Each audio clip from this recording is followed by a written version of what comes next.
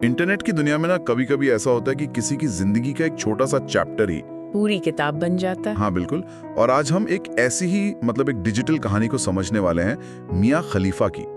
जो भी हमें जानकारी मिली है उसके आधार पर हम देखेंगे कि ये ऑनलाइन शोहरत का खेल आखिर चलता कैसे है। और देखिए, ये सिर्फ एक इंसान की कहानी नहीं है। नहीं, बिल्कुल नहीं। ये आज हम सबके दौर की हकीकत है। इंटरनेट वो एक ऐसी डायरी बन गया है जिसका पन्ना आप कभी फाड़ ही नहीं सकते। वो कुछ नहीं भूलता, कुछ भी नहीं।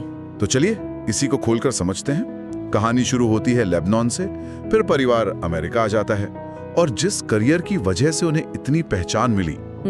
कमाल की बात यह है कि वो बहुत ही छोटा था, इतना छोटा कि जैसे कोई नेटफ्लिक्स की सीरीज देख लियो। हाँ, बस उतना ही। कुछ ही महीनों में उन्होंने वो काम छोड़ दिया था। बिल्कुल। और जैसे ही उन्होंने छोड़ा, इंटरनेट ने कह सकते हैं अपनी कहानी लिखनी शुरू कर दी। अच्छा, एक तरह से इंटरनेट ने तय कर लिया कि ये पहचान अब हमेशा तुम्हारे साथ चलेगी, और बस एक ऐसी डिजिटल परछाई बन गई जो असल जिंदगी से कहीं ज्यादा बड़ी थी। और लोगों का रिएक्शन भी दो तरह का था। कुछ कह रहे थे लीजेंड, तो कुछ चिल्ला रहे थे ये तो विवाद है। हाँ, लेकिन सबसे मजेदार बात यह है कि उन्होंने तो क्विट कर दिया, पर मीम्स ने नहीं किया। मीम्स ने नहीं छोड़ा। मीम्स ने कहा हम तो यहीं रहेंगे। बिल्कुल। और शायद यहीं पर किसी इंसान का अपनी इमेज पर से कंट्रोल पूरी तरह चला जाता है। ये सिर्फ कंट्रोल की बात नहीं है, ये एक तरह से पहचान का अपहरण जैसा है। पहचान का अपहरण, वाह। आपकी कहानी अब आपकी नहीं रहती, वो इंटरनेट की पब्लिक प्रॉपर्टी बन जाती है, जिसे कोई भी कहीं भी बिना सोचे समझे इस्तेमाल कर सकता है। तो यहाँ एक सवाल उठता है, क्या वो हमेशा के लिए गायब हो गई? नहीं। और यहीं पर कहानी सबसे दिलचस्प हो जाती है। गायब होने के बजाय उन्होंने अपनी कहानी का रुख मोड़ने का फैसला किया।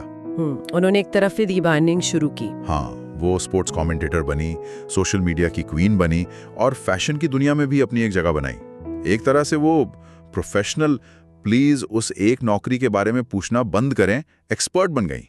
पर ये अपनी इमेज बदलना कोई आसान काम तो है नहीं।